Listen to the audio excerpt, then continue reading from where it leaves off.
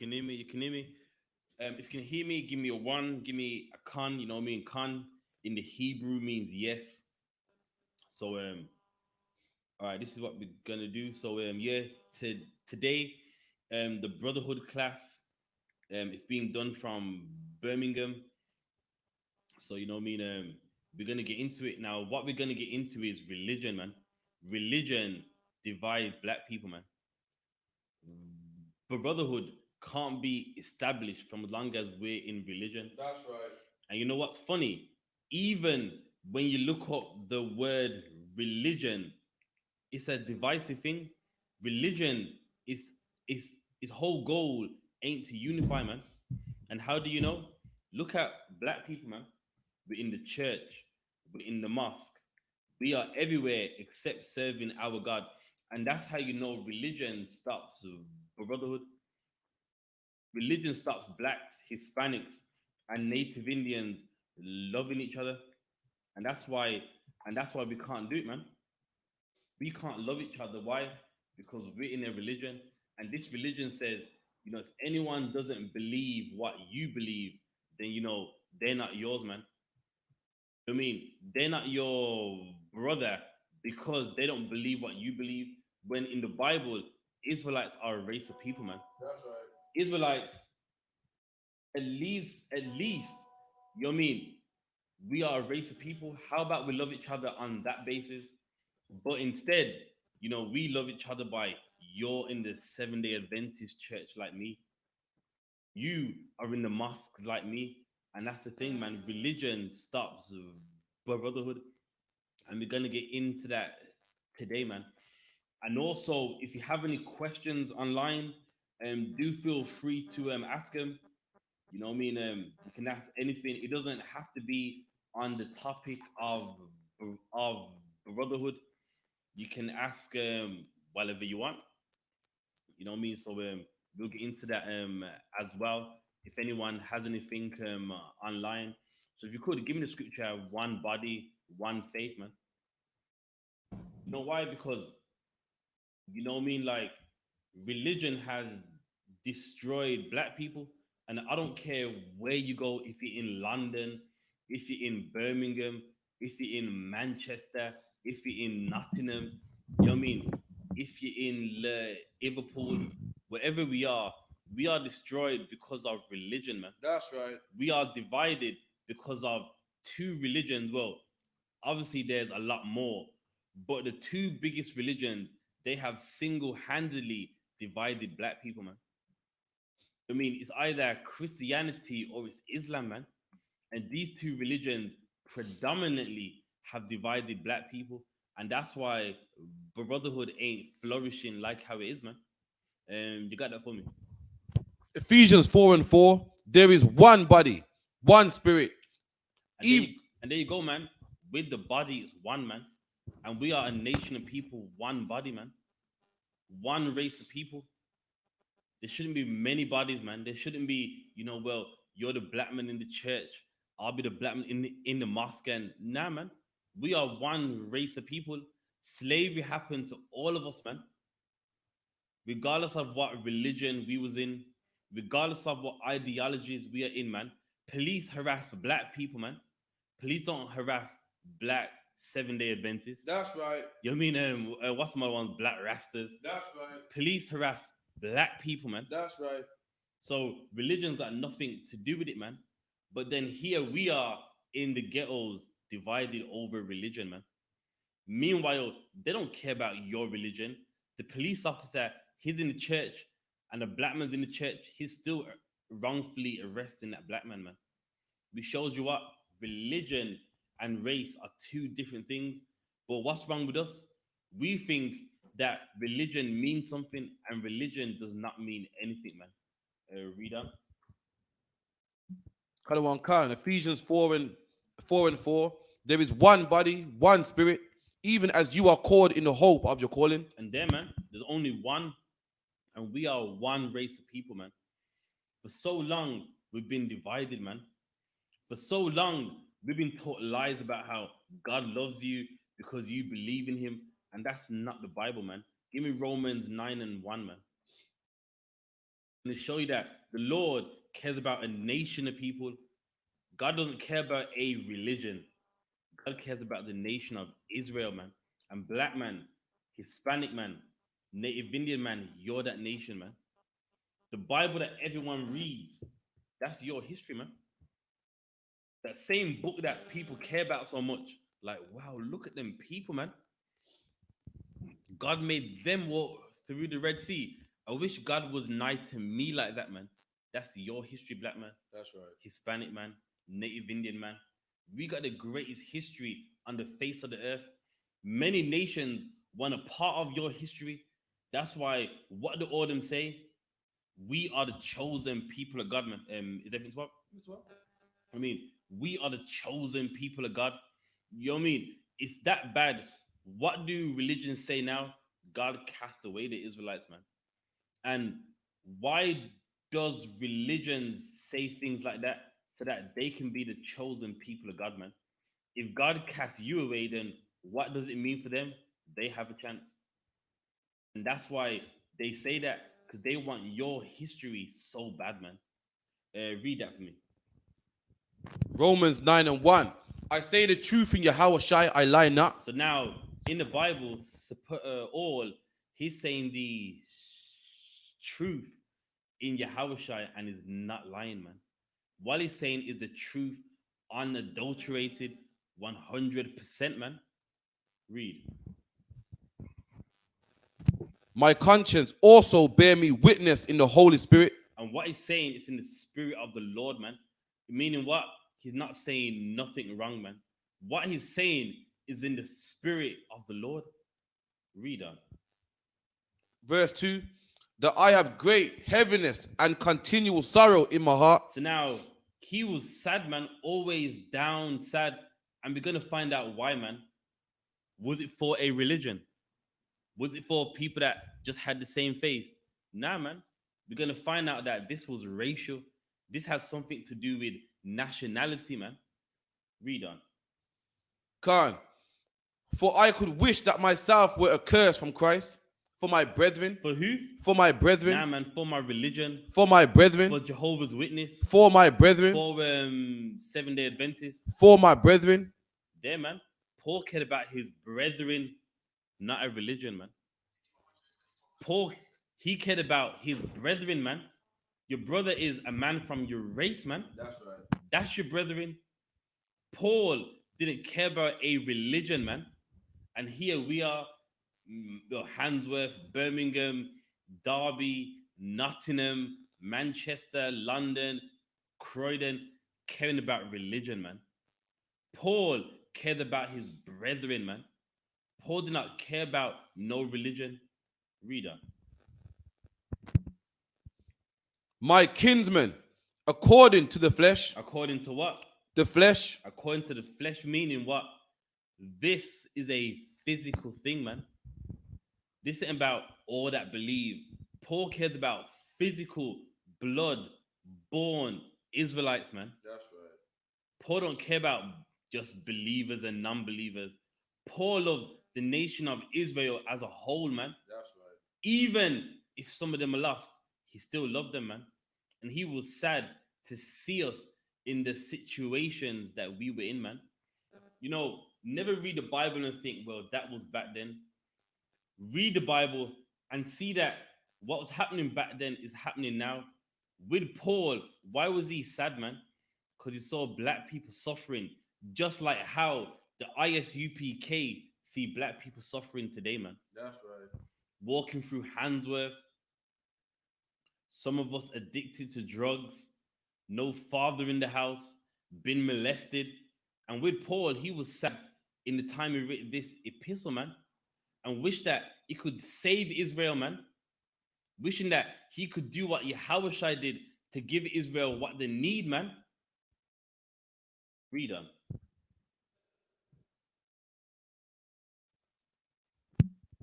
Who are Israelites? Who are who? Who are Israelites? Who are Jehovah's Witness? Who are Israelites? Who are Seventh-day Adventists? Who are Israelites? Who is Baptist? Who are Israelites? There you go, man.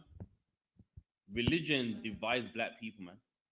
Religion stops brotherhood. Meanwhile, when you know who you are via race, that's what unifies us, man. And when we know that this race of people has a God, that that is what unifies us, man. And with Paul, he didn't die for a religion. Paul died for Israelites, man. The nation of Israel, blacks, Hispanics, and Native Indians. Paul didn't die for a religion, and that's what we gotta understand. What's the best way to break this down? In the 1600s, when slavery began, they didn't care about what religion we was in, man. On the slave ship, there wasn't a Pentecostal part, man. There wasn't a Baptist part. There wasn't a Jehovah's Witness part. We was a nation of people, man, on them ships. And likewise, we should be that same nation today, man.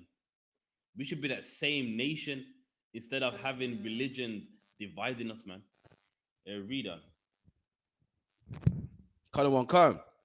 To whom pertaineth the adoption? To who pertains the adoption? What is the adoption, man?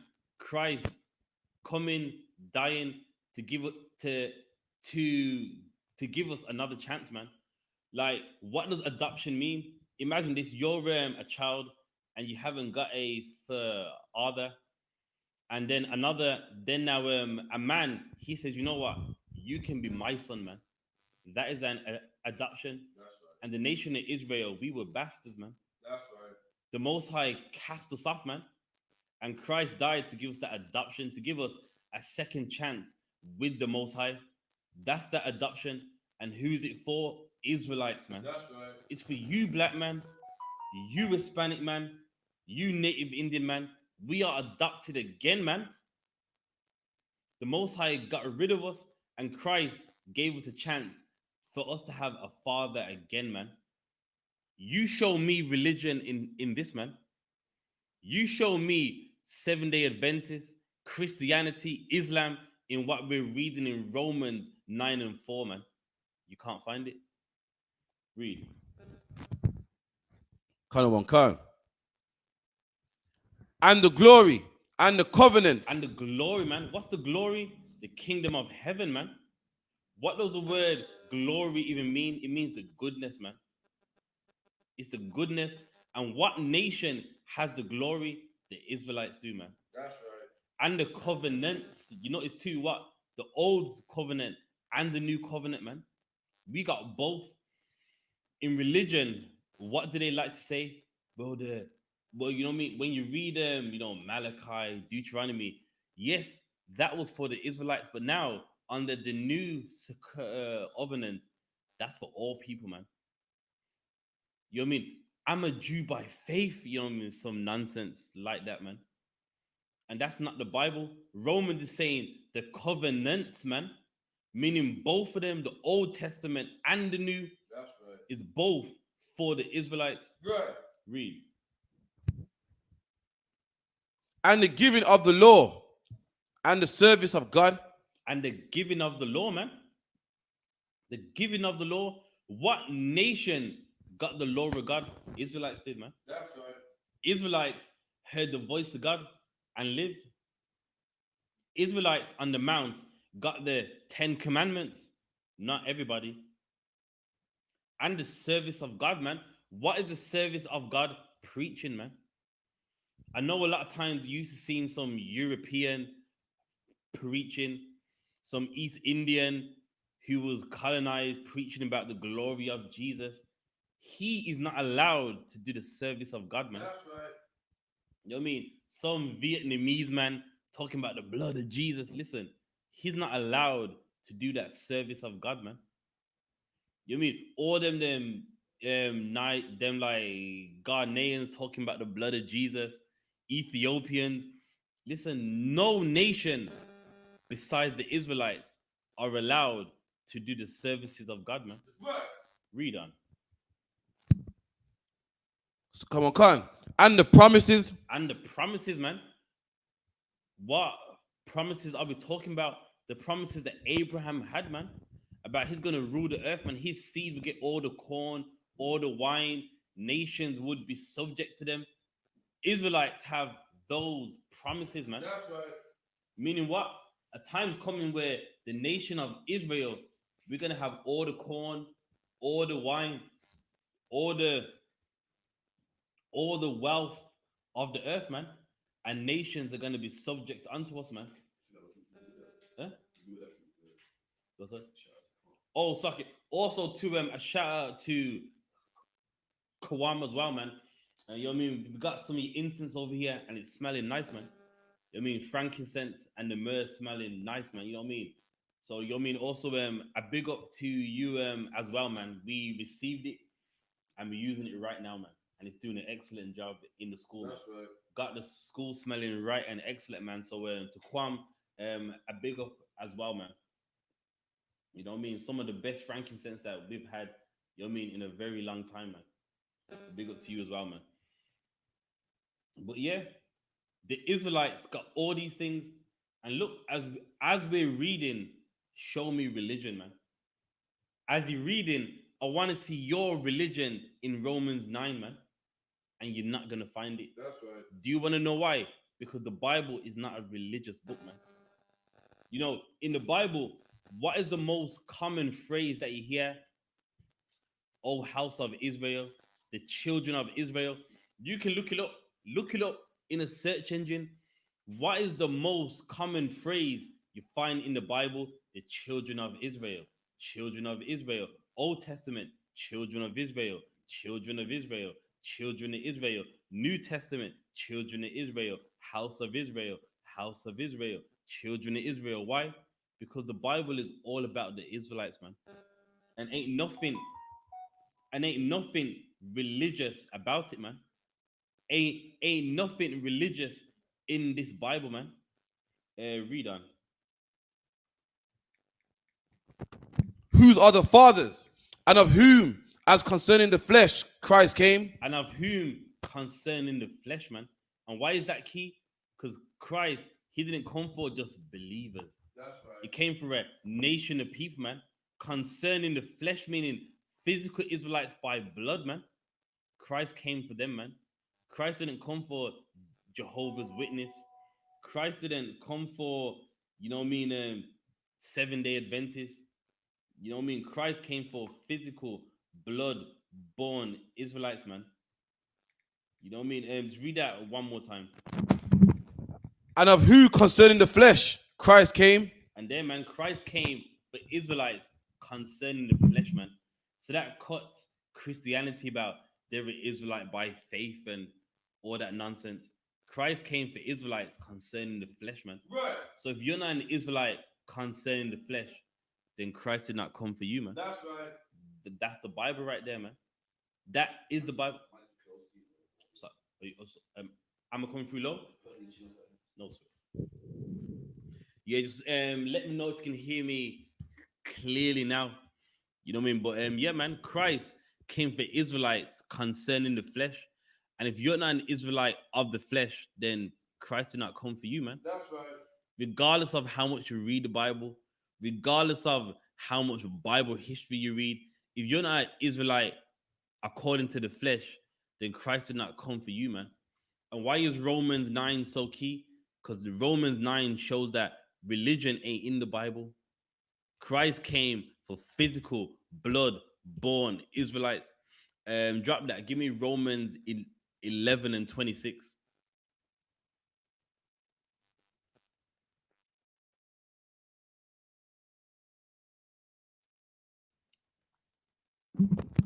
Romans 11:26.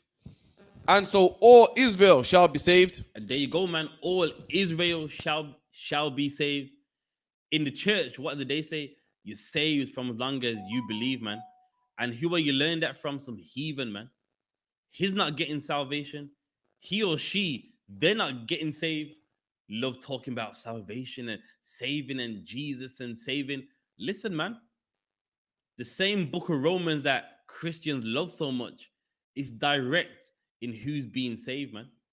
And what nation is being saved? Israel, man. Only Israelites are being saved, not all people, man. Salvation ain't for everybody. You mean that's one of the biggest lies in religion? Everybody is not being saved. And how do you know? What does the word salvation even mean, man? Ask a pastor that. You mean they love to use words and they do not know the meaning of them. And I'm gonna tell you something that if you're in the UPK, you know. If you're not in the UPK, you're gonna learn. Christians are the most uneducated people you ever meet in your life, man. That's right. You know what I mean? Yes, we read the Bible, but don't you want to know definitions of words? You know, if the Bible's talking about Nazareth, Galilee, Damascus, wouldn't you buy a map and find out where they are? You know what I mean? If you're reading, Luke and Matthew, wouldn't you want to find out who these men are in history? Wouldn't you want to read about Yahushua in some history books? Wouldn't you want to read about Jerusalem, what was going on? You know what I mean? What's some biblical things? The Herodians, Pontius Pilate. You know what I mean? Wouldn't you want to read about these things in some history? And that's the problem. Christians are the most uneducated Bible readers on the face of the earth, man. That's right. Don't know nothing. And let me tell you something. They don't even know what salvation means, man. So how are you saying you're going to be saved and you don't know what salvation means? For all we know, salvation could mean death. You never know. If you never looked it up, what about if salvation doesn't mean what you think it means? Now, here's the thing. In the UPK, we do know what salvation means, man. And what does salvation mean? It means to be saved from harm or a loss.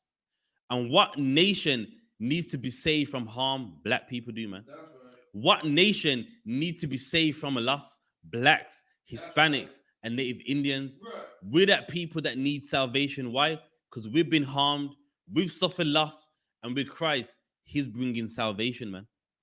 That's what it means. Read it one more time for me. Romans 11 and 26. Romans 11 and 26. And so all Israel shall be saved, as it is written, they shall come out of Zion, the deliverer. And them and the deliverer. And what does salvation mean? To be saved or delivered from a harm or a loss. That's why the deliverer needs to come to save us, man. Because we're in harm and the loss.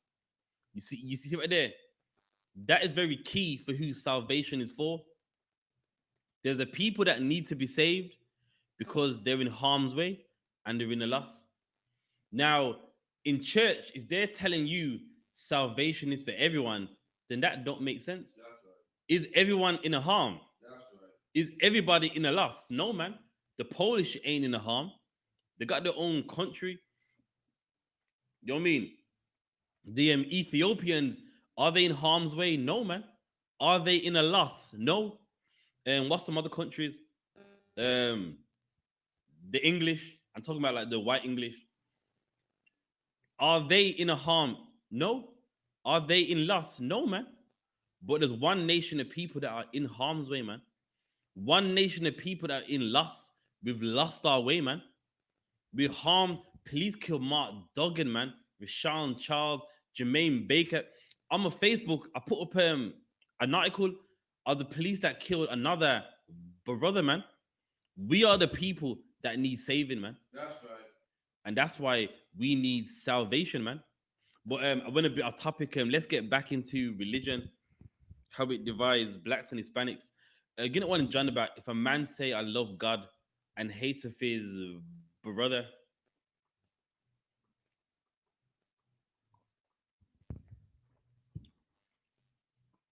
Because this is something that religion has done to black people and we don't even know it, man. In a religion, it makes us hate black people, and a lot of us don't even know it, man. You know, in your mind, you think, well, I'm a Christian and I love black people, and you really don't, man. In the mosque, you know what I mean? Yeah, man, I love black people, and no, you don't, man. Religion divides us from black people, and we can get it as well. Even the etymology of the word religion is to divide, restrain. And who does it divide and restrain black people from each other, man? You got it for me, First John, I believe. 1 John 4 and 20. If a man say I love God and hates of his brother, And now, so let's up there, man. If a man say I love God, now, let's think about this, man. In religion, you meet many people. I love God, but they hate their own brothers, man. In the church, black Christians hate black people, man. In the mosque, black Muslims hate black people. That's why they sell them drugs, man, and think nothing of it. In the church, black Christians hate black people. They look down on you. If you don't shave off your beard and shave off your hair and wear that suit and tie, if you're a black man that loves your jeans, your, you know what I mean, Nike Air Maxes, your trainers, a tracksuits, they look down on you, man. They hate their brother, but yet they say they love God, man. That's all. like, even as regular black people, man, even your regular road man, we have a Jesus peace on him, say he loves God, thank God for this. I'm going to the mosque, I'm going to church. You don't see him at church every Sunday, but you see him in Christmas usually, and you see him, on Easter. And them say, man, they ride out on their ups, man. You know what I mean? They hate men from the other side. They say they love God and they love God, and they got the cross around their neck, diamond cross, but they hate their brothers, man. They in gangs and whatnot. You know what I mean? So even just the like even the brother that ain't really religious, he claims he loves God also, right. but hates his brother.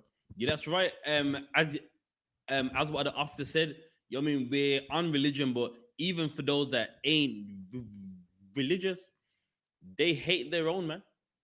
You know what I mean? They sell drugs and then claim, yeah, man, God loves him, man. God understands. And they hate their brother. Meanwhile, in their mind, they believe they love God, man. God understands why I'm selling these drugs, man. You mean I've applied for 20 jobs and couldn't get one, man? You know what I mean? My baby needs some new Nike Air Maxes, man. PlayStation 5's coming out soon, man. You know what I mean? And they claim to love God. So many of us in the world, you know what I mean? We all believe that we love God, man. We all thought that, you know what I mean? Deep down, we love God and we did it, man. And how do you know? Because we hated our brothers, man. We hated them. And let me explain something. Hate is an action. Hate is not emotional. I know someone online is thinking, I love them. Listen, love and hate are actions. It's not an emotional thing, man. And your actions show what you love and what you hate, man. Read on. He is a liar. He's a what? He is a liar. He's a liar, man. You hate your brother and you claim you love God. You are a liar, man. And in the church, they're liars, man. That's right. You know what I mean? In the church, they reverence white people and hate black people, man. That's right. You hate your brother, you're a liar, man. In the mosque, they love Arabs and hate black people, man. They are liars, man. Black Christians, black Muslims, black Rastas, all are liars, man. They hate black people. Rastas love Ethiopians more than the black man in the ghetto suffering, man. That's right. You mean on the ends? What did that guy say?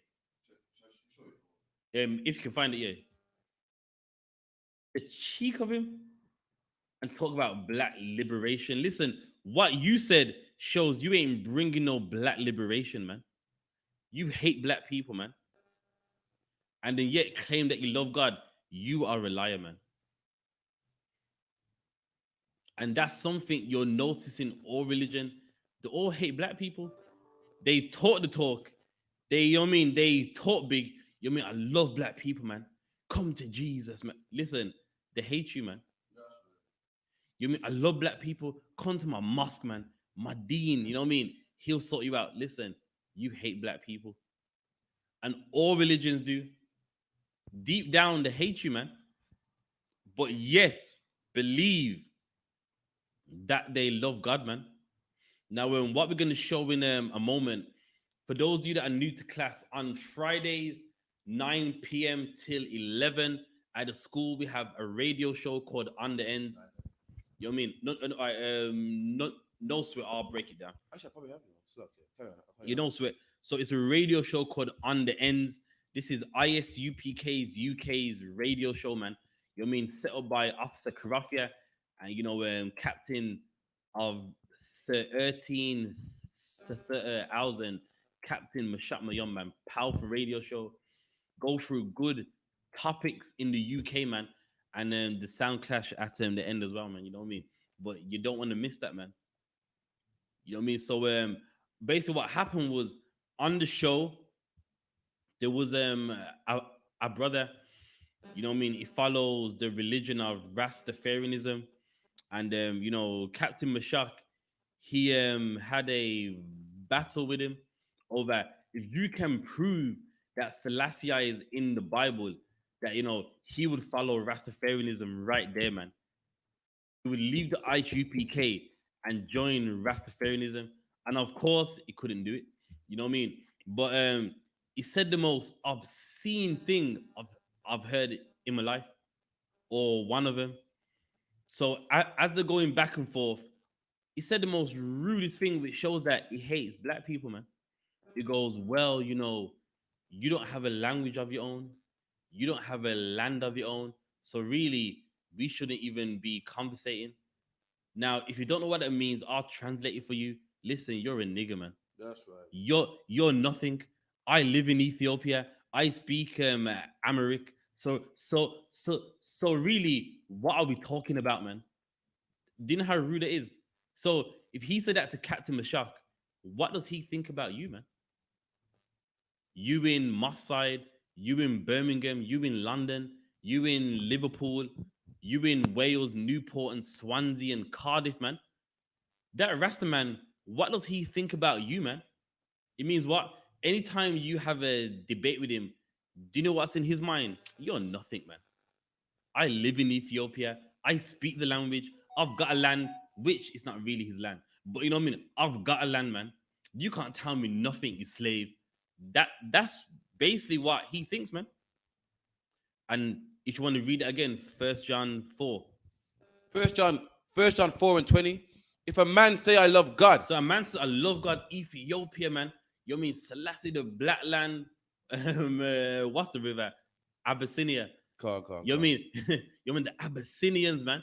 He claims he loves God, but read, and hates of his brother. and hates his brother. Well, I'm not being funny, I have a land, I have a language. So really, this ain't. So really, we can't even talk. Saying basically, you're nothing, man. Read on. He is a liar. He is a liar. He doesn't love God, man. That's right. He don't love God. Right. If you can say that to a brother of yours, man, a brother of yours, you can say that, then you don't love God, man. That's right. First off, you ain't even serving the right God. You know what I mean you're serving nonsense, serving some serving some 5'1" Ethiopian man who dies in his house trying to escape, man. They found him behind the wall in it. He tried to escape.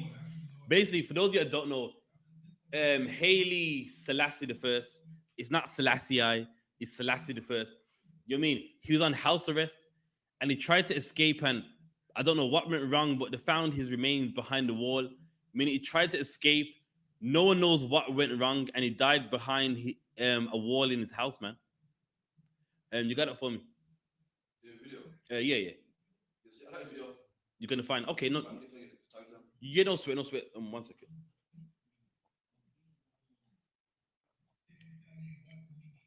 All right.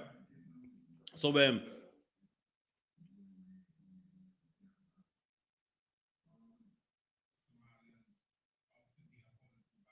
all right, no sweat. So we're gonna get it for you. We just finding the right part. But yeah, you know what we're reading in First John. You know what I mean? This is the proof right here, man. That so many people say, I love God, and their brothers, they hate them, man. And that's what religion does. Religion stops brotherhood, man. Religion divides black people. And many people that are religious say, I love God, and their brothers, they hate them, man. Their brothers, they look down on them like, well, you're not in this religion, so you ain't nothing, man. You're not in this religion. We can't really even talk, man. You know what I mean? You're not on the same wavelength as me. And in the UPK, we don't do that, man. In the UPK, we love black people, man. Guess what? In the UPK, we love black people that are even in the mosque, man. In the UPK, we love black people that are in the church. That's right. And it's not because of your religion. We love you because you're a black man just like me, man. That's right. You're a black man just like us. And that's something that religion can't teach black people. Religion is the destruction of black people, man. Religion is the division of black people, and religion stops brotherhood. Have you got it? Okay. No, so, all right. So yeah, we're gonna show you this video right now, man. And it was sad. What we're reading in First John is the proof, man.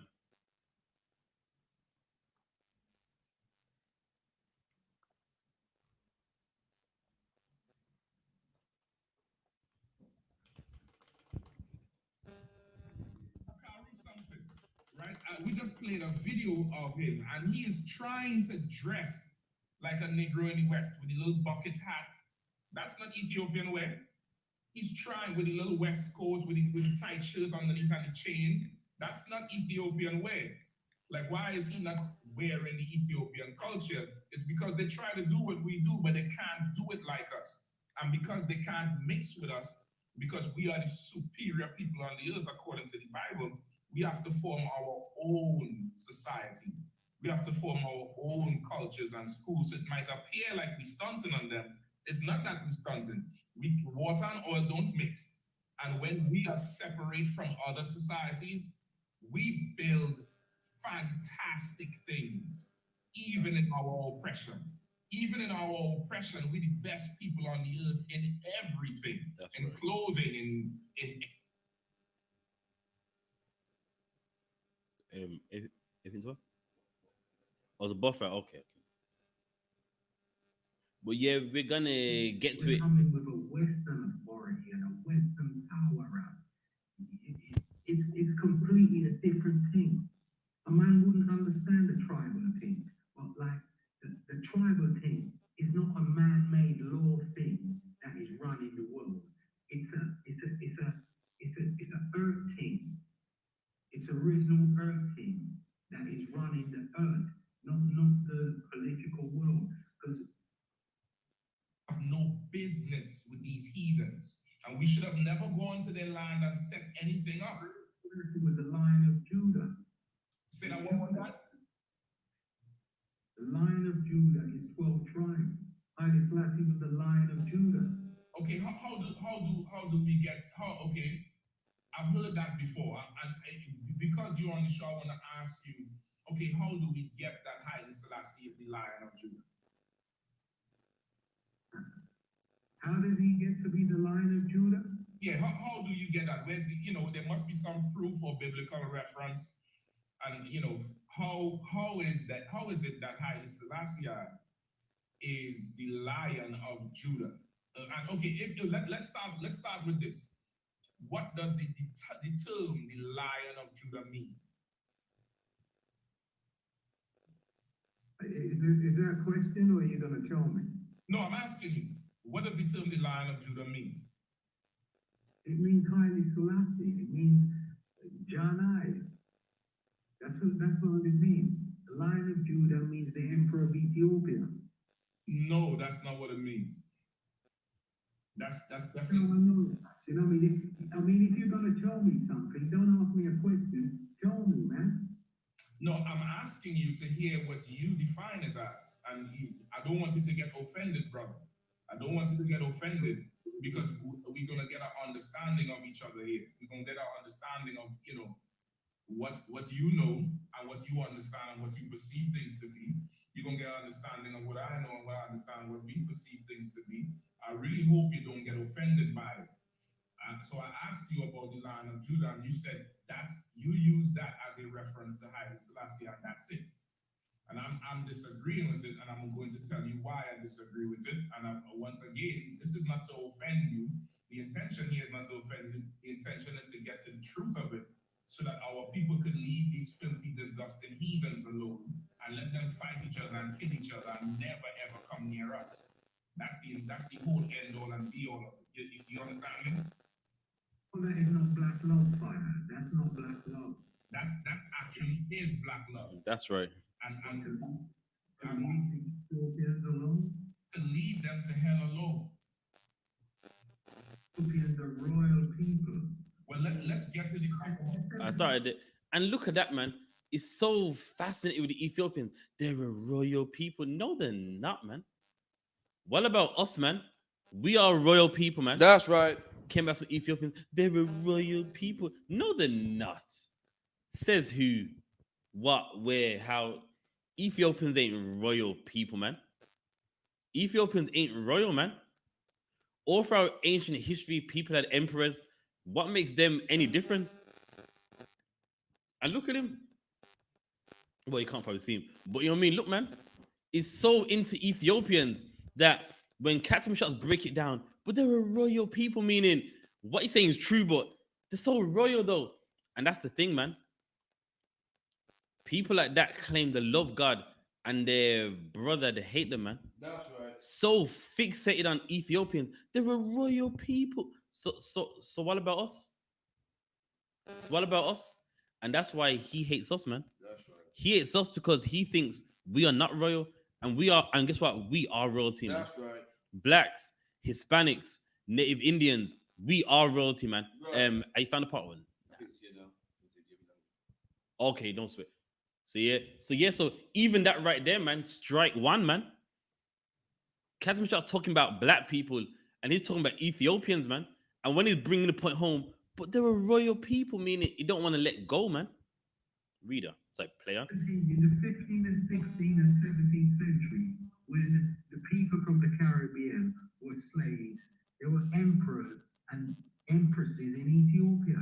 In the same time, the 15th, 16th century, when the people came out of slavery and didn't know themselves, there were all these dignities and Stop it. races and dukes and let me tell you something. Do you know how dumb that sounds?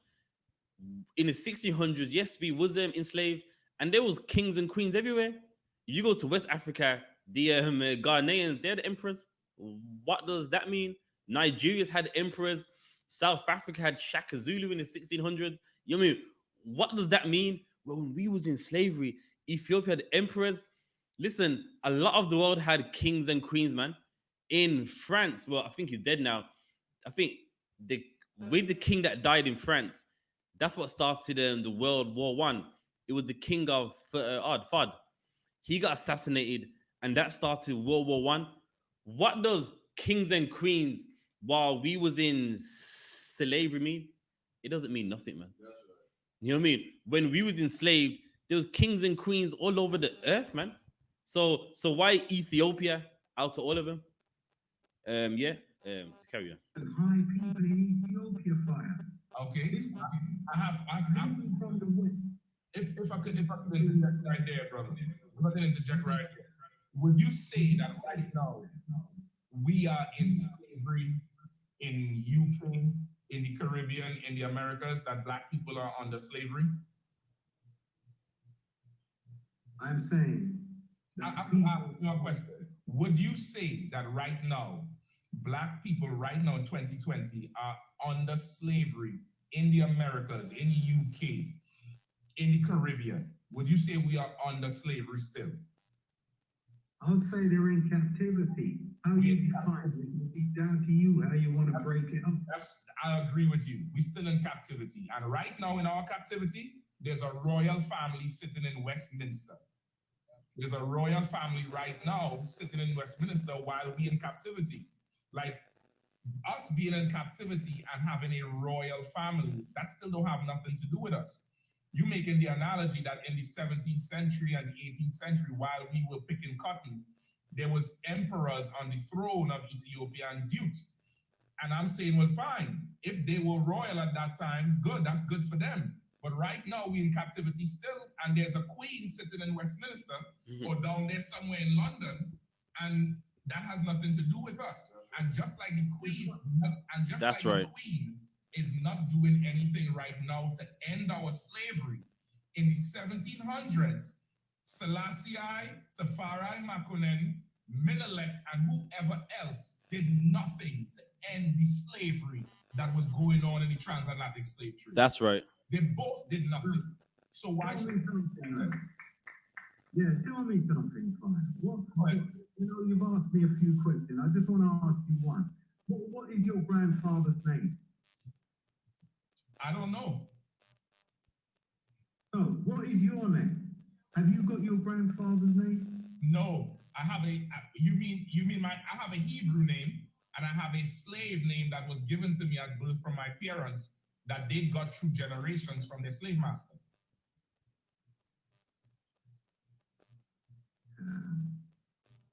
Yeah, Ras. Concerning Ethiopia and all the things that we talked about, Ras, are you actually gonna go to Ethiopia yourself? Okay, I'm gonna answer your question, and then I want to get back to Selassie being Lion of Judah. Me personally, I have no desire to go to Ethiopia now, ever. I pray honestly, the Lord brings death and destruction to Ethiopia and leaves a remnant to be the slaves to help rebuild the kingdom of heaven, so the 12 tribes of Israel can rule this earth like we should. We should be the rulers of this earth and nobody else. So in that day, I might go down there to see what the slaves doing on the plantation. But for right now, I couldn't give a damn about Ethiopia. I'm concerned of what's going on in Trenchtown and Kingston and Georgetown, Guyana, and Trinidad right now, where black people are being murdered by the police of Trinidad, and nobody don't give a damn. No poor black people. I'm not talking about singers like Hannah Kulu or whatever his name is in Ethiopia. I'm talking about poor people. This week, Wednesday, the police shot a pregnant woman through her belly, killed the baby. Kill the baby. I'm concerned with the plight of the poor of my people. So, Not the rich of. and you see that there. Now in the UPK, we love black people, man. We're talking about the issues that we face. All he's concerned about is the Ethiopians, man. You know what I mean? So are you gonna take it? I mean, like, are you going to go there for what? There's black people suffering here, man. You know what I mean? There's the people of our own dying in England and Jamaica and Trinidad and America, and I must look at Ethiopia, and that's the thing, man. They claim to love God and hate their brothers, man. Yeah, if you can't find it, don't spill it. Ethiopia. You understand? Tom, have you got your own language? Yeah.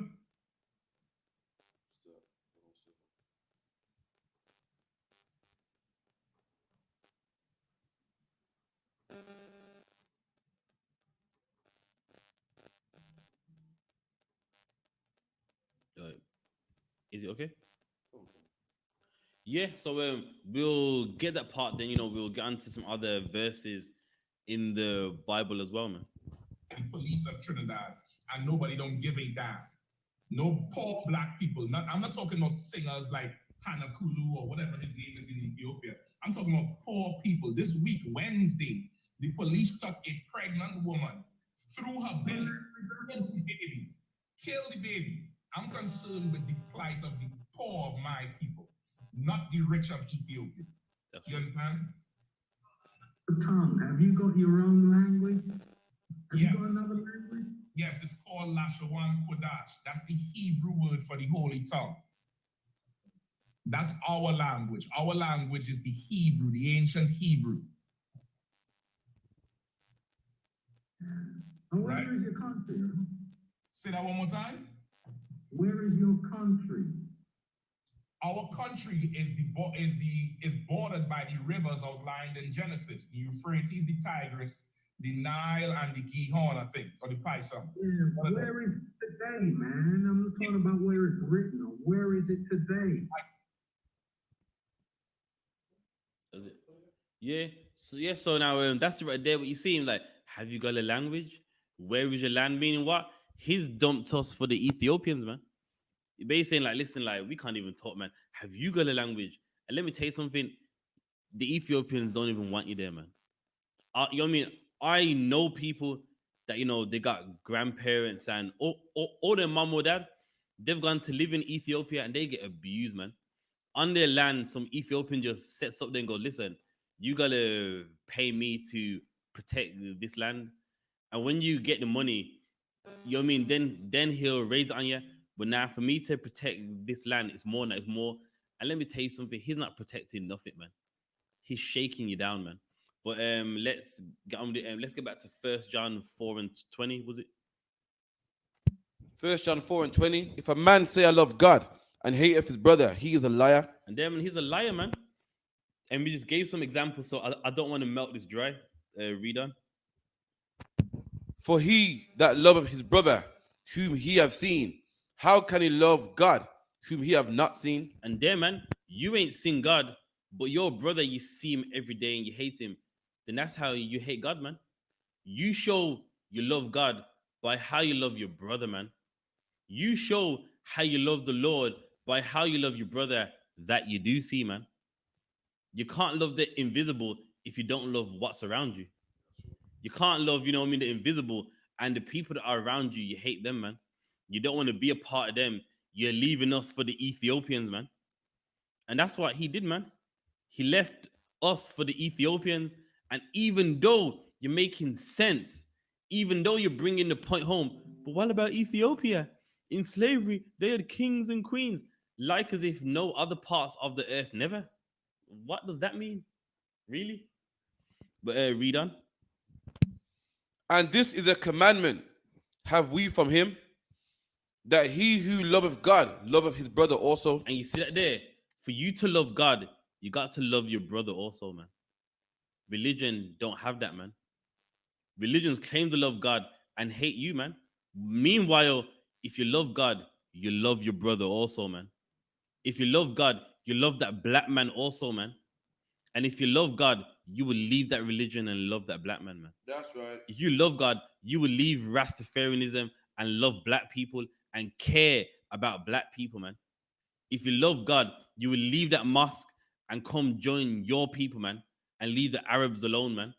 And if you love black people, leave the church alone, leave our oppressor alone, and love black people, man. Read on. That's it. I no sweat. I get one in John about men know you're my disciples if you love each other. Again, man, ain't nothing religious about this, man. You just read in the Bible. For you to love God, you got to love your brother also, man. Showing you what this is about race, man. This is a racial thing. It's not religious. We're gonna get it out of the words of Jesus Christ, man. Yahushua in the Hebrew. Go in any Bible. What we're gonna read is written in red, man. Meaning these are the words that Christ spoke, man, from his own mouth, man. And let's see what he said. If what we're gonna read is religious or it's racial, if it's about religion or if it's about nationality, when we get that.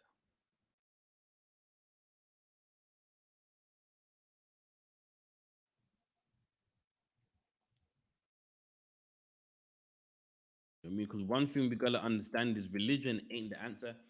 And I say this at camp all the time, man. Black people have been religious for way too long, man. We've been in the church for 400 years, been in Islam in the UK for damn near about 50 years now. You know what I mean? And religion can't help us. Why? Because it doesn't address black problems, man. Islam's for the Arabs, it addresses their issues. Christianity is for the oppressor, it talks about their issues. But where's the black God, man? Where's the black God that he has black issues, man? Where's the black God that's sending someone to save black people? And you're only gonna find him in the ISUPK, man. Read that for me. John 13:35.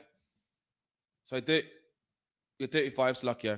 By this shall all men know that ye are my disciples. So now Christ is saying, by this shall all men know that you are my disciples.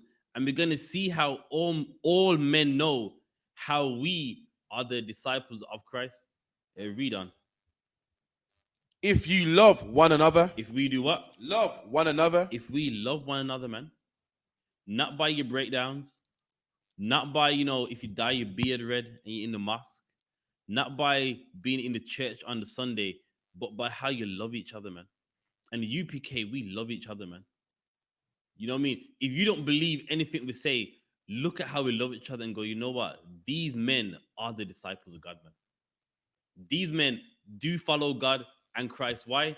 Because look at how they love each other. In the church, they don't love each other, man. They sleep with each other's wives. They rob each other, man. Take the pardon money and go back to Jamaica, man.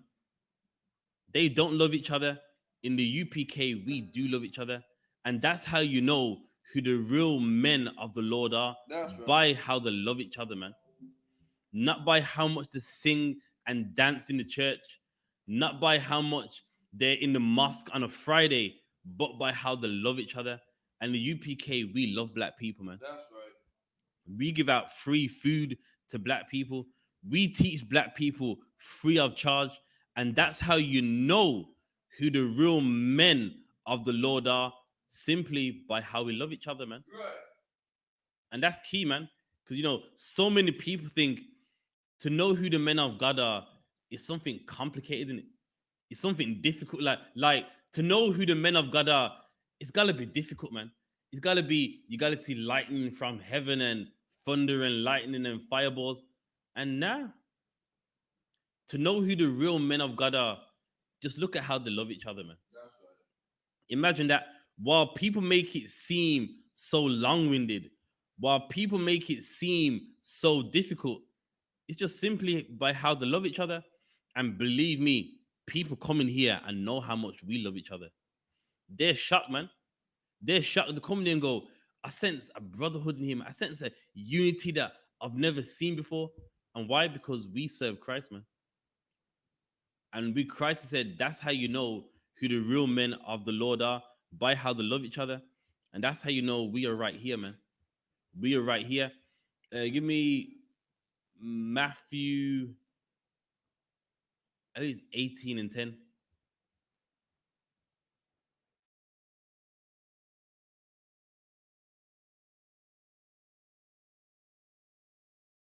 Matthew 18 and 10. Take heed that ye despise not one another. And there you go, man. Jesus, Jesus, other one of these little ones, like no sweat, no sweat. So it says, take heed, you despise not one of these little ones. Who are the little ones, man? The people that come into the UPK, but in this class right here, we are a nation, man. And Christ said, don't despise us, man. And that's what religion does to black people, man. We despise each other, man. While we talk that, God loves talk, they hate you. You mean I've been to church and that pastor hates black people, man. If you're a black man who, you're loud and you love your music, they look down on you like, nah, man, you're not godly, man. You know what I mean? For God to love you, you gotta be like an oppressor, man. You gotta be quiet and have no vibes about you. You know what I mean? You got something black about you, forget it, man. You got braids. Damn, they in church, they want to cut your hair, man. When I was 11 years old, I had braids, and anytime I went to church, the pastor couldn't leave my hair alone. Like, we can, you know what I mean? We can get rid of it if you like. Your hair, cut it, man. Cut it, man. Cut it. Like, it's constantly on my hair. Cut the hair. Cut the hair. Listen, man, the pastor, he'll cut your hair for you. Why, man? Because you look black. That's why. that's right. You know what I mean? And in the church, they're not in the business of you looking black, man. They want you looking European, man. With no hair on your head, no beard. You know what I mean? Read on. For I say unto you that in heaven their angels do always behold the face of my Father which is in heaven. And they're meaning when you hate them, the angels report back to the Father, man. The Father's always watching, man. The Father's always getting his report. So don't think you're gonna hate black people and God don't know. Don't think that black people are so irrelevant that what you do to black people, no one knows. Because there's angels reporting to the Father always, man. In that church, when you're hating on black people, angels reporting that, man. In the mosque, when you're hating on black people, angels are reporting it, man. Even if you're not religious and you're selling drugs to black people, abusing black women, you know what I mean, or vice versa, an angel is reporting, man. Why? Because the angels love these little ones, man. So like God loves these little ones. God loves black people, man. Even in your mind, you may think, these people are nothing, but you're wrong, man. You're wrong. God loves black people. Read on. For the Son of Man is come to save that which is lost. And there, man, Christ came to save that which was lost. So who are you to hate that which was lost, man? Who are you to hate that which Yahushua came to save, man? That's right. Christ came to save black people. And don't make religion make you hate black people, man. Do you know what you should do? Leave that religion. Why? Because that religion is going to make you hate black people, man. That church is gonna make you hate black people. That mosque is gonna make you hate black people. That Jehovah's Witness hall is gonna make you hate black people. Rastafarianism is gonna make you hate black people, man. And let me tell you something, Christ came to save black people, man. Christ loved black people so much, it gave his life for black people. And don't let no religion make you hate that which Christ came to save, man. Read on. Come. Verse 12. How think ye, if a man have 100 sheep, and one of them be gone astray, does he not leave the 99 and goeth into the mountains and seeketh after the one which is gone astray? And there you go, man. Christ loves all of us, man. Meaning what? If one of us are lost, he's looking for us, man. If one of us is lost, he sends us out here to go wake one up, man. That's right. Any one of us that are lost, that's why we have the ISUPK, man, to go and find you, man. Meanwhile, in religion, they're hating on what was lost, man. How dare they, man? How dare you, man? Well, you know, I've got a language and a land. You hate that which was lost, man. Meanwhile, Christ come for all of us, man. All the nation of Israel, all the tribes, man. Read on. Verse 13. And if so be that he find it, verily I say unto you, he rejoiceth more of that sheep than the 99 which are not gone astray. And there, man, when he finds that one, he's rejoicing more than the ones that are already there, man. And that's our job, man. If you're in the mosque, it's our job to get you out of that mosque, man. You're in that church, it's our job to get you out of that church, man, and serving the living God, man. You know what I mean? I don't know why people are even in the church. Ain't no answers there. You know, you ask a pastor, you know, why did slavery happen? You know, you're never going to get an answer. He's never going to explain, this is why this happened.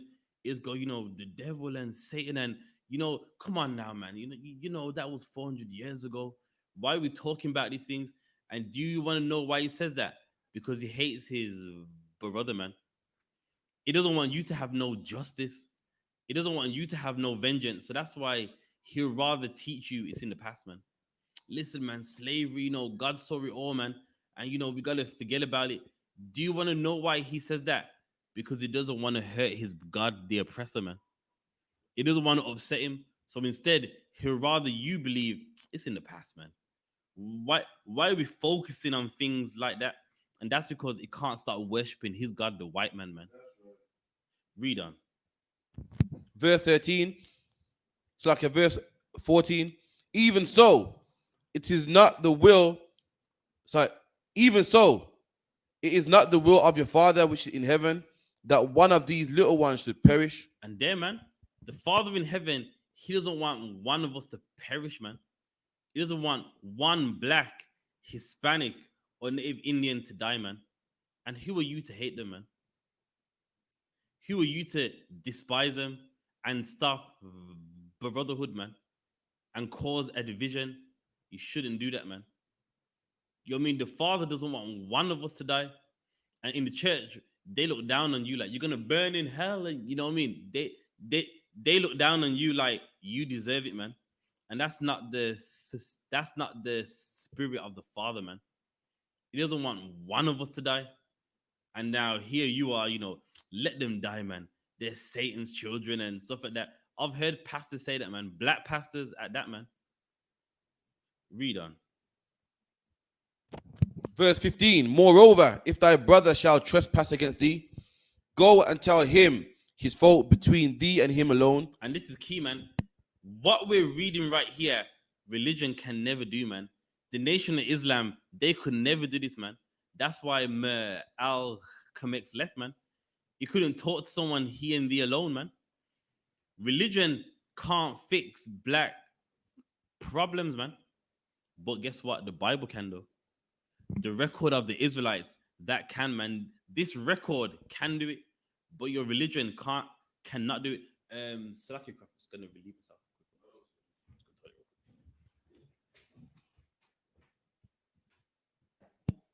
I like what the captain said, man. You know what I mean? Everything that you need to know about brotherhood is in this Bible, man. This Bible teaches good brotherhood more than any scripture breakdown, any precepts, anything, man. The one thing that we need is brotherhood, man. Bloods and Crips exist. Why? Because of lack of brotherhood, man. Black and black crime exists. Why? Because of lack of brotherhood, man. Everything that you see today, world star hip hop, black women fighting each other, brotherhood, man. When you got a black man that leaves his children and his woman, that's brotherhood, man. If you love your brother, guess what? Her father's your brother, man. As you love that man like you claim you love him, you'll make sure you don't leave his daughter, man. You wouldn't kick her out on the street. You wouldn't leave her and the children for no reason, man. If you having sex with women that ain't in your nation, you hate your brothers, man. You hate your brothers. You're leaving a black woman's daughter. You're leaving a black man's daughter out there, man. Meanwhile, you're marrying other people's daughters, man. You're spending your hard-earned money, giving all your love to somebody else, and hating your brother, man. Because guess what? That woman that you are not marrying because she's black is your brother's daughter, man. And you hate your brother when you don't marry one of his women. You hate your brother when you don't treat one of his women, one of his daughters right, man.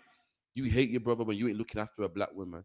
You hate your brother if you're on some gangs, some post-Cold Wars, riding out brothers who are the same color as you, man. You definitely hate your brothers if you're selling drugs to your brothers, man. And guess what? The Bible speaks about all this, man. And more than any scripture breakdown, anything, brotherhood is what black people need the most, man. It's so important that we got a class every Tuesday and we just speak about brotherhood, man. And this is what we need. And Christ said, if your brother trespasses you, go to him, he and thee alone, man. Don't go to your friend. Don't go to Facebook. Don't go to the internet. Don't go to the tabloids. Go to him and thee alone, man. That's what we're supposed to do. And had we did that now, there wouldn't be no beast, man. That's right. There wouldn't be everybody in your business knowing Slack. I'd bring you back. Yeah. Okay. So okay. And as what the officer said, man, and also let me add on to that. When you go to someone, you and them alone, do you know how manly it is? It's masculine, man.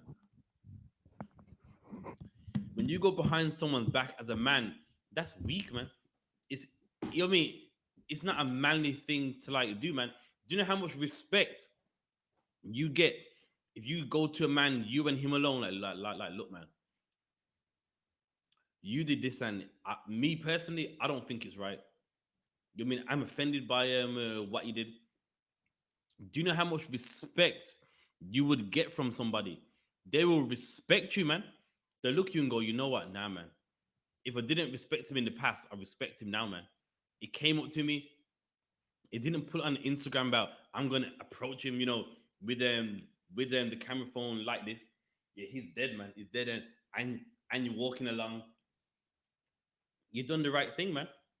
And do you know how much respect you would gain from someone if only people done that? What do people do, man? Like to talk behind people's backs, like to, tell everyone else except them. Imagine this. Everyone knows what you've done wrong except you. Everyone's like, nah, you're wrong for that. And everyone knows except you. That's not brotherhood right there, man. So what do? You go to him, man. You and him alone. You go to him and go, listen, I didn't like what you done to me or what you said. I was trying and, you know what I mean? I didn't like the approach. And honestly, being men, you know what I mean? We're not emotional. So, you know what I mean? We're going to hear like, really? So what happened, man? I said, I didn't like that. And guess what? 9 times out of 10, do you know what it'll say? Salaki, man. I'm sorry. You know what I mean? If I offended you, I didn't mean to, of course, but I obviously did. You know what? I'm sorry, man. And done. And guess what? You gain his respect, man. But when you take the fair Eminem route, then of course he's not gonna like you. Everyone knows you're wrong except you. Imagine this: you offended someone, everyone else knows except you. Then that's not right, man. Read on.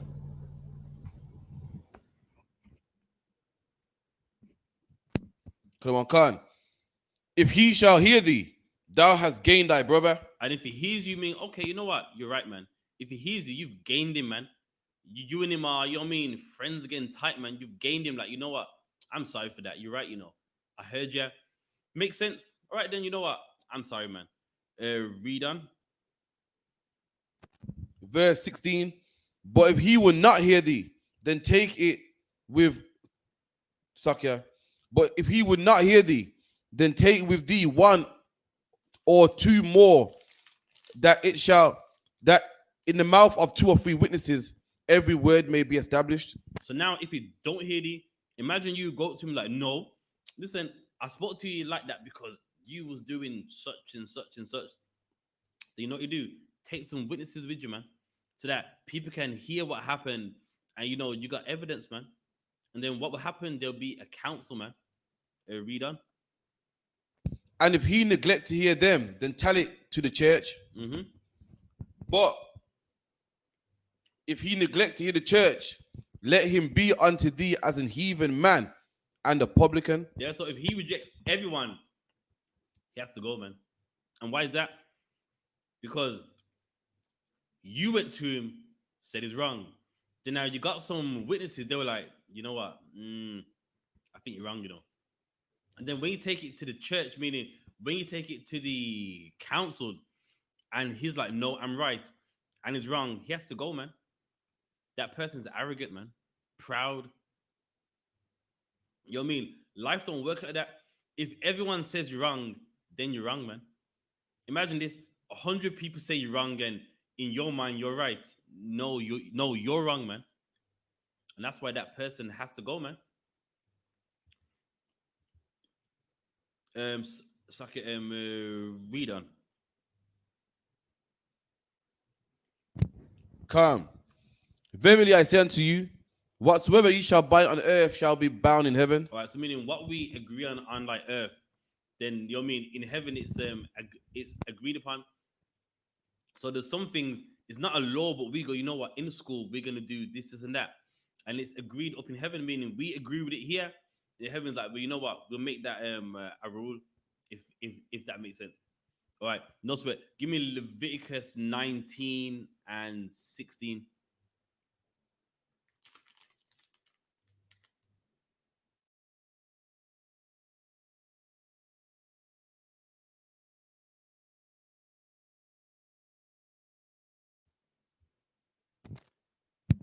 Leviticus 19 and 16. Thou shalt not go up and down as a talebearer among thy people. Yeah, man. So don't go around, you know, I heard this, telling this tale. These things, if you do these things now, in the Bible, why are these laws here? Because if these laws were not here, brotherhood, it can't happen, man. If you're telling lies on people, going around, I heard, you know, her husband's this, then of course we're not gonna have brotherhood. So that's why in the Bible there's so much laws about lying, false witness. You know what I mean? Many things in the Bible. Why? Because it's how we deal with each other. And if those laws weren't there as a nation, we would collapse, man. You know what I mean? We wouldn't love each other. We'd just be killing each other. And that's why we have these laws in the Bible. Yeah, read on. Come. Neither shalt thou stand against the blood of thy neighbor. I am the Lord. Thou shalt not hate thy brother in thy heart. And don't hate your brother, man. Again, you mean in First John, if you hate your brother, now over here, don't hate your brother in your heart, man. Meaning, as an Israelite, you're commanded to love black people, man. It's not optional. Like in religion, they don't love black people at all.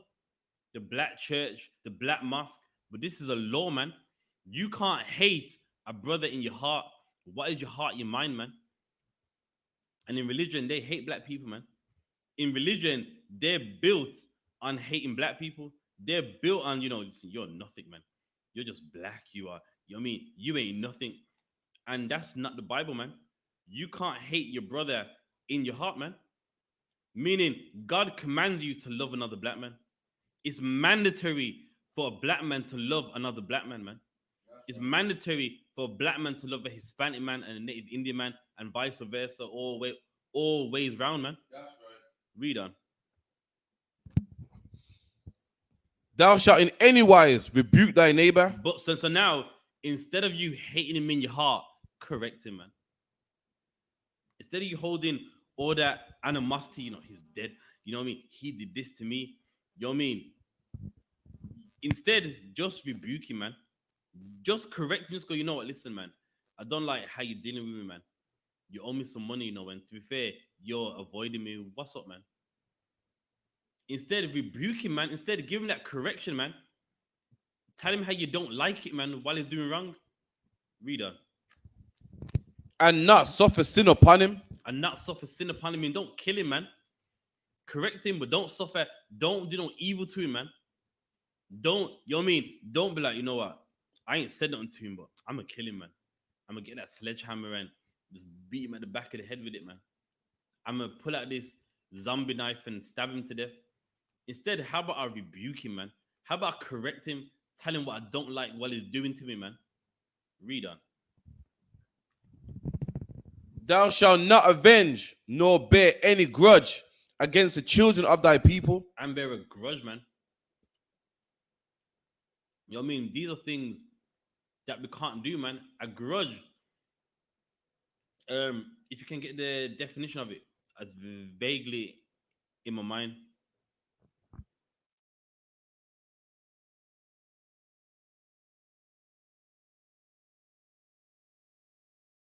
Grudge, a persistent feeling of ill will or resentment resulting from a past insult or injury. So it's the way how you feel from a past insult or an injury. So meaning someone doing something and you still feel bad about it. Now again, that's why you should correct him so that you don't hold no grudge. If you're holding a grudge, do you want to know why? Because you're a coward, man. You're so afraid to talk to that person. That's why you're holding the grudge. A coward holds a grudge, man. Someone who's, you know what I mean, strong in himself goes, you know what? I'm going to talk to him, man. I don't like how he's dealing with me. You know what I'm going to do? I'm going to talk to him, man. And if we did that, we wouldn't hold a grudge, man. We hold a grudge because we don't talk to people. You don't tell them how you feeling. And when I say feel, I'm not saying it in an emotional way, but you don't tell them how you feel from what they've done to you, man. And that's why you hold a grudge. And in the Bible, it's a law that we should not hold a grudge. That's right. Read that. But thou shalt love thy neighbor as thyself. I am the Lord. But love your neighbor as you love yourself, man. Now, what does that mean, man? You wouldn't want no one doing something evil to you because they ain't told you what's wrong. So likewise, you give your neighbor that same opportunity, man. You don't want no one selling you drugs. So then that means you don't sell drugs, man. You don't want no one molesting your kids. So don't molest their kids, man. You don't want no one trying to take your car. So don't take their car. Love your neighbor as you love yourself, man. Love your neighbor, meaning what you'd want someone to do to you, giving that same love, man. What you would hate if someone done to you, don't do it to him. And that's something that religion cannot teach us, man. Religion teaches selfishness, meaning it's all about me. And you know what's funny? In religion, when they always do wrong, all of a sudden God just understands them. In the church, they're thieves, man. And what did they say? The Lord is my shepherd. You know what I mean? Meaning what? They're saying God's on my side. But how about God ain't on your side, man? Why can't you be in the wrong and God not be on your side, man? Because you're in the wrong. You know, they love it. In the Bible, it says, strive with them that strive with me. Listen, I'm a child of God and you're a thief, man. You're wrong. You're wrong, man. And that's the problem. In church, they teach selfishness. Regardless of what you do, God's on your side. Everyone's wrong. God understands me. I had rent to pay, so I stole all of your money. And you lot just ain't understanding and just reading Psalms. Fight with them that fight against me, Lord. You know what I mean? And that is selfishness, man. While in the UPK, we teach selflessness, man. We care more about you than ourselves. Read on.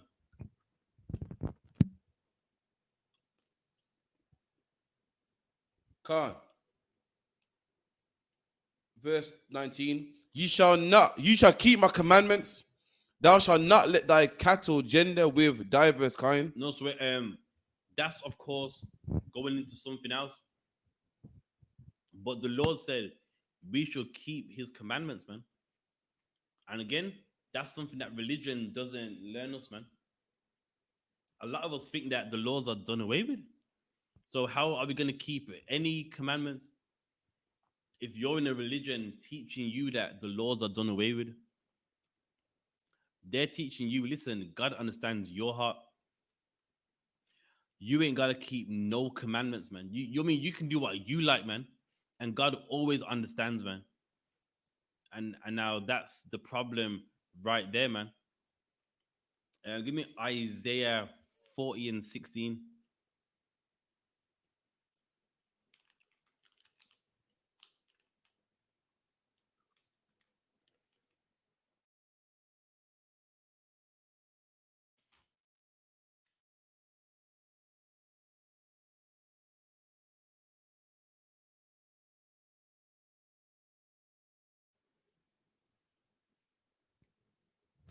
Isaiah 40 and 16. And Lebanon is not sufficient to burn, nor the beast thereof sufficient for a burnt offering. So okay, if you can start up a few verses above. Verse 15.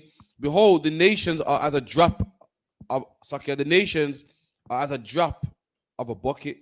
So now, again, man, when we read Romans 9, is all for who? Israelites, man.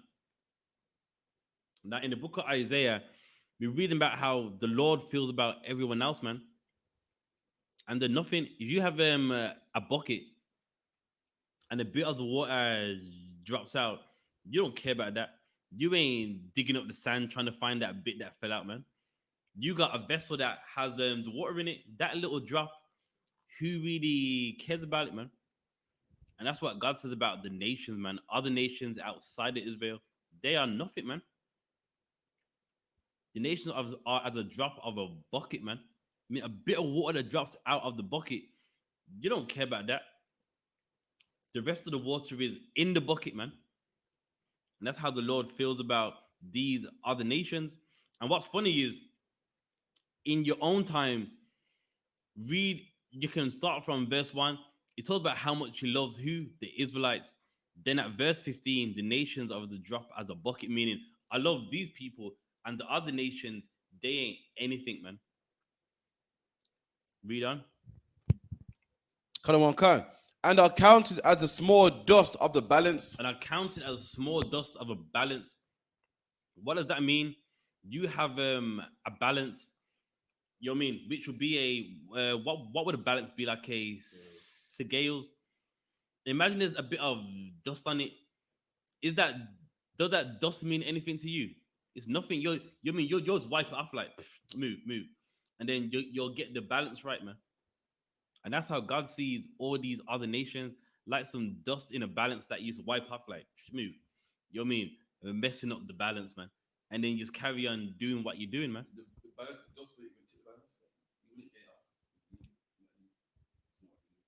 I got you. Read on. Behold, he taketh up the isles as a very little thing. And you take up the isles, meaning the nations of the isles, they're nothing, man. They're a little thing, man. What are the isles like? Italy, Greece, all those islands around there, as an example. Them people, they're a little thing, man. They're nothing. You don't honor them like, nah, them people there. They're something great. They're little things in the eyes of the Lord. Read on. All the nations before him are as nothing, and they are counted to him as less than nothing and vanity. And they're nothing, man, and less than nothing. Now, what is less than that? Nothing, man. And vanity, what does vanity mean? Worthlessness, man. Meaning them nations, the worthless. God loves Israelites only, man. Read on. Verse 18. To whom then we will ye liken the Most High? Or what likeness will ye compare unto him? And there, man, you can't compare nothing to the Most High. No cross, no rock in Mecca, not Haile Selassie. Nothing can be compared to the Most High, man. And that's what the Lord's saying, man. These nations are nothing. And we left our God for nothing, man. We left the living God for a rock, for an invention of the Lord, not God, for an invention of God, man. You know what I mean? Read on. The workman melteth a graven image, and the goldsmith spreadeth it over with gold, and casts silver chains. Mhm. He that is so impoverished that he have no oblation, chooseth a tree that will not rot. All right. So now it's talking about the idols they make, meaning this man has no oblation, man. Meaning no sacrifice. Is poor, but yet he can make an idol, man. He finds the gold to decorate the idol and the silver and all the things that you know what I mean come with idol worship. But he's poor, man. It shows that that idol means so much to him, man. Meanwhile, he's poor, but he's got time to make an idol, though. Read on. He seeketh unto him a cunning workman to prepare a graven image that should not be moved. Have ye not known? Have ye not heard? Have it not been told you from the beginning? Have ye not understood from the foundations of the earth? Uh-huh. It is he that sitteth upon the circle of the earth. And now, why is the Lord saying this? Because he's saying, look, with those idols to have, they didn't make the earth, man. It's saying that we know from the beginning that it is the Most High that sits on the circle of the earth, man. Not the idol with gold and silver and diamonds. It's our God that sits on the circle of the earth, not them idols, man. And we know it from the beginning. Adam knew it, man. Noah knew it.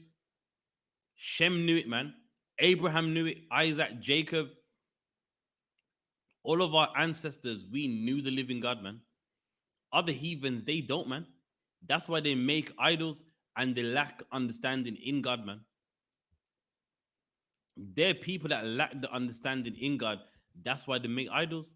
Because if they did know God was real, according to how we know, then they wouldn't make an idol. That was the class. I'm gonna hand it over to priest and officer of 5,000. Karafia. That was a powerful class. ISUPK security announcements, where the ISUPK started out of 1 West, 125th Street, Harlem, New York, under commanding General Johanna. Rule for a new brother and sister. When a new brother or sister comes to the school, they are off limits for 6 months. They are to be saluted only. They are here to shed themselves of the world. If they need transportation, the teacher will arrange it. After 6 months, if a brother or sister has an interest in a particular person, he or she must get permission from the head to speak to a brother or sister. There is another 6 months in which the brother and sister will call each other. After the 6 month period, the brother and sister will get permission from the head to marry. Tithes, which is a commandment. Numbers 18:21. Malachi 3:8-10 means 10th in the Hebrew Ma'ashara. 10% of any increase the Lord gives you. Give to the treasury department or the teacher. Priest fund, not mandatory. Whatsoever amount you like to give. Upcoming holy convocation is Hakanika or Akim Akraf. Check the bulletin board in the hallway. And if anyone wants to be a trooper in school, start wearing